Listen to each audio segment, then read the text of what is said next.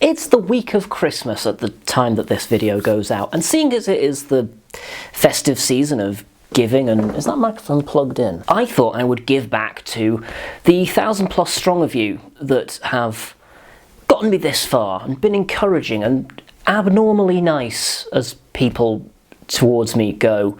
So I thought I would go back through the comments and pick out a few viewer requests, and this is one of them from a viewer called Freddie Henderson. He asked that I cover Innis and Gunn. It's only after I bought this bottle that I realised he probably meant the lager. So sorry, Freddie, if I've screwed this already, but this is not the lager. And if it is the lager, let me know down below, Freddie, and I'll get round to that.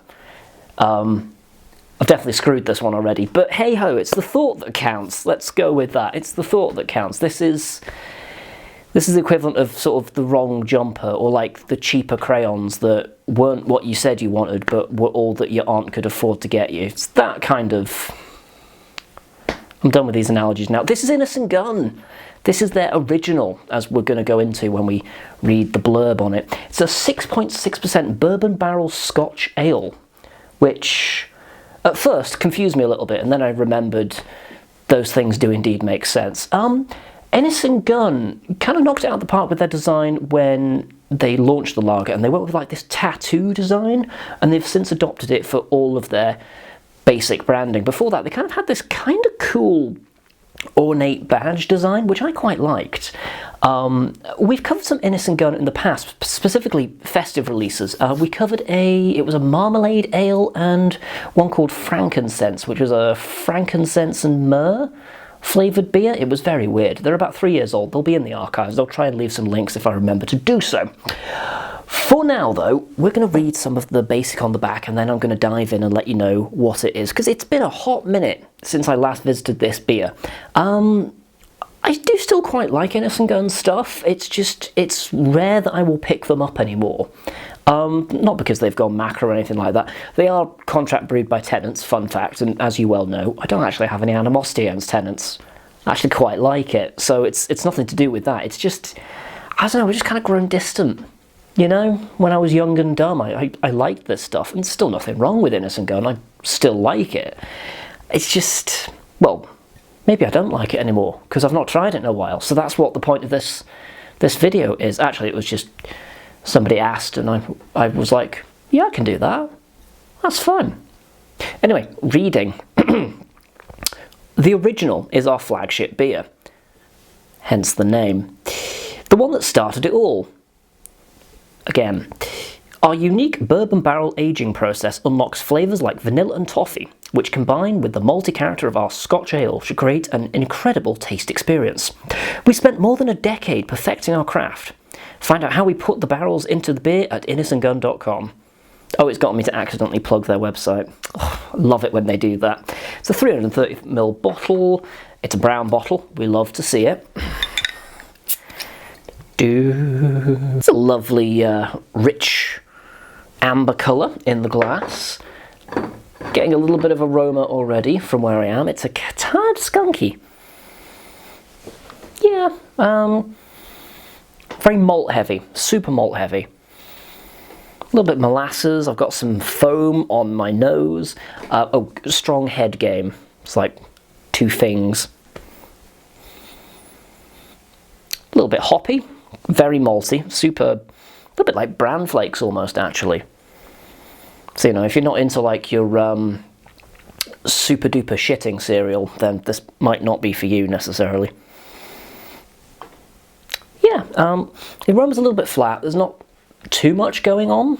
I can't get any of those vanilla or caramel notes they were talking about, but maybe that's more in the flavour that they want me to I'm just going to have to try and get through that head, aren't I? It's quite dense. It's fizzy because it's a beer. So, actually not all beer needs to be fizzy, but it's a sucker punch of treacle. Oh yeah, a lot of treacle. Don't know if I get any of those vanilla or toffee notes they were talking about. It's mainly treacle. And I don't mean golden syrup when I talk about treacle. I mean like the thick, black, jet black molasses stuff. It's a little bit bitter, a little bit licoricey. Do you know what? There is a bit of salinity to it. It's reminding me of salmiakki a bit more, actually. Salmiakki is great. I love salmiakki. Salmiakki.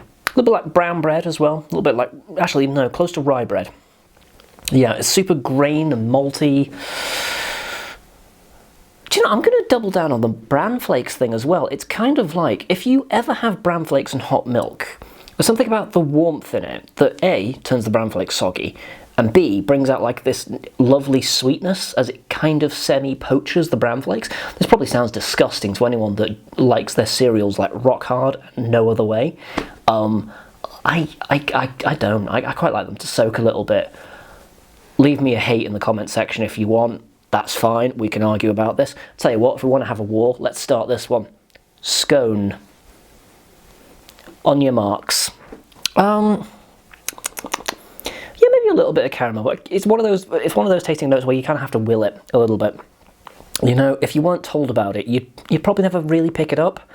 But once you've been told, you're looking for this, you're like, yeah, kind of, but not really. It's all right. Do you know, I don't have any qualms with it. I was half expecting to come back to this and be like, oh, it used to be better, you know, all the nonsense. But the cold hard fact of the matter is, it was never really the height of sophistication to begin with. Innis and Gunn, nothing wrong with it. It was a bit better than, you know, your bog standard stuff. But you know, it's still kind of like, it towed that line of a crafty version of basic, if that makes sense. They used to be touted as like super craft, and that's no longer the case, because obviously, I mean, the standard has just kept being raised and raised. I mean, Brewdog have been left behind in the dust as well, so read from that what you will. I mean, in terms of the quota of craft, not in terms of sales. Fuck no. Finishing thoughts, it's perfectly fine. You know, it's perfectly nice beer. I would probably pick some up for a house party if we can ever have those again. There's probably people watching this in 5 years from now being like, what are you on about? What happened in that year? What? It's been a wild one, lads. Actually, it's not been that bad. I haven't minded this year so much. It's been like, stay at home and eat yourself to death. What's not to like? But I mean, you know, I'm not in the situation of a lot of people, so I think I got off easy, and I'm okay admitting that. Yeah, how many treacle toffees out of 5 would I give this? It's a 3. A little more than average, a little more than middle of the road. It's perfectly palatable. There are flavours, they're quite nice flavours.